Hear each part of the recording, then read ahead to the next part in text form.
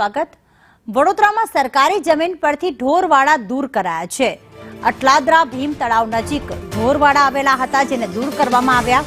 ચુસ્ત પોલીસ બંદોબસ્ત સાથે ઢોરવાડાને દૂર કરવામાં આવ્યા। લાયસન્સ નહીં લેનાર ઢોરવાડા સામે કોર્પોરેશને તવાઈ બોલાવી છે। તમામ ઢોરવાડા તોડી નાખવામાં આવ્યા છે। છેલ્લા 2 દિવસથી સતત કોર્પોરેશન ટીમ દ્વારા કામગીરી કરવામાં આવી રહી છે, ત્યારે ઢોરવાડાના માલિકો સામે પણ દંડાત્મક કાર્યવાહી હાથ ધરાઈ।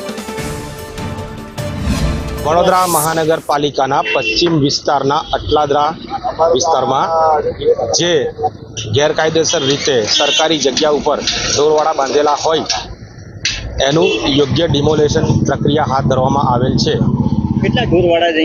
લગભગ 10 થી 12 જેટલા ઢોરવાડાઓ છે જે સરકારી જગ્યા ઉપર ગેરકાયદેસર રીતે બાંધકામ કરેલું છે।